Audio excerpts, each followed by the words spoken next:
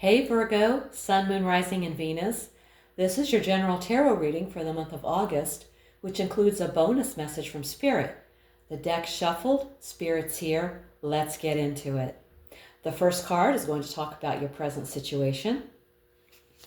And we have the Knight of Swords.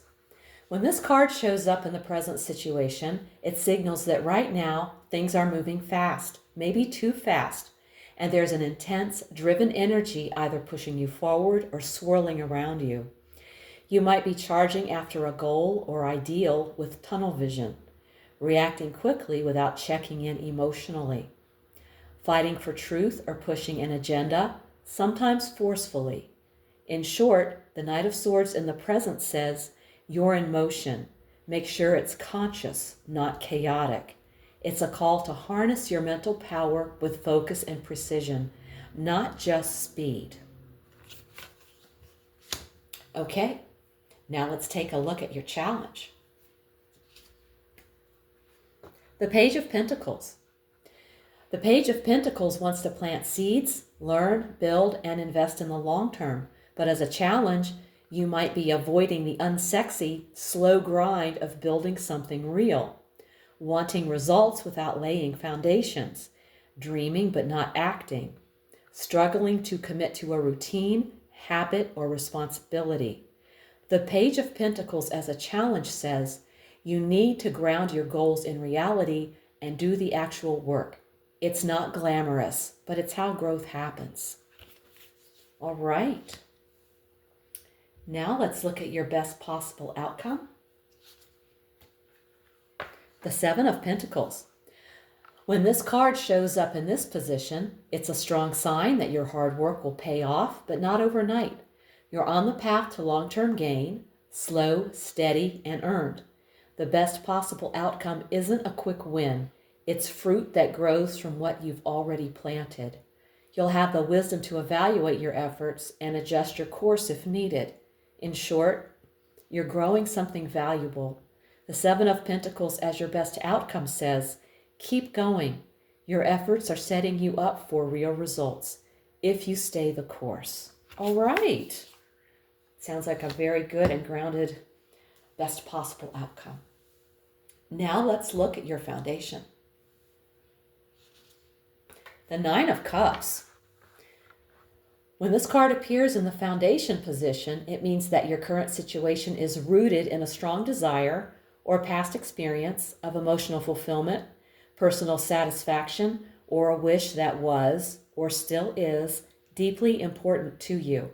A past moment of emotional abundance or success may have inspired where you are now, or set expectations that still shape your decisions. You're driven by a real desire for emotional satisfaction, personal joy, and wholeness. Your work now is to keep that core desire clear and not lose it chasing what only looks like success. All right. Now we're going to look at your recent past. The Emperor. You took control. You recently tried to gain order or stability in your life, setting rules, boundaries, or a plan. You might have adopted a more disciplined or strategic mindset to get something done or protect your interests. A boss, father figure, or institution, government, company, etc., may have provided stability or been rigid, overbearing, or limiting. The Emperor in your recent past means your current situation is shaped by a drive for order, authority, or control, whether that came from you or someone else. Now's the time to ask whether the system or structure you built is still empowering you, or if it's time to soften, adapt, or challenge it. Okay. Let's look at your near future. The Knight of Wands. A burst of passion, ambition, or impulsive action is on the horizon. Get ready for movement, risk, and pursuit. Something is about to accelerate. This could be a project, relationship, or personal goal. Things may move quickly and with high intensity. This card often signals literal or metaphorical movement, travel, relocation, job shifts, or diving into something new with minimal hesitation. The Knight of Wands in the near future signals fast-moving energy, bold decisions, and the pursuit of something that excites you. Just make sure passion doesn't outrun purpose. Let's take a look at you. You're showing up as the Five of Swords. You may feel the need to defend yourself, your ideas, or your boundaries. This could be due to past hurt, perceived threats, or just being tired of compromise. You may have said or done something that technically won the argument or situation, but left you questioning if it felt right. You are reconsidering your strategy, and you might be realizing that not every battle is worth fighting.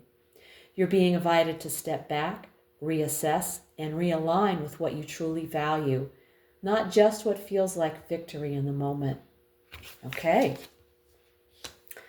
I'm going to move these out just a little bit. There we go. Next up, your environment. We have the Five of Wands. When this card appears in the environment position, it tells you that the world around you right now, your relationships, work setting, or external circumstances, is charged with tension, competition, or conflicting energies. It's noisy, dynamic, and possibly chaotic. You're in the middle of a storm of different voices, priorities, or egos, and it's affecting your experience, whether you're participating in it or not. Hold your center. Don't lose yourself in the noise. Let's look at your hopes and fears. The Eight of Cups. You may be yearning for freedom, emotional peace, or deeper meaning.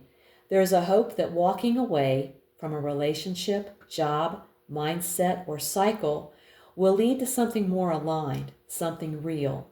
You're craving growth, even if you don't fully know what's next. The Eight of Cups in hopes and fears says you're on the edge of a turning point. You feel the call to leave behind what no longer serves you. But you're human, and the unknown is scary. Still, the deeper message is clear. Your soul wants something more, and it's okay to go find it.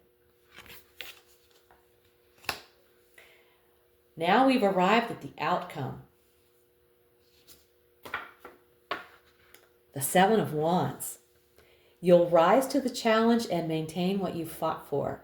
The outcome isn't about ease, it's about proving yourself, staying firm, and not backing down.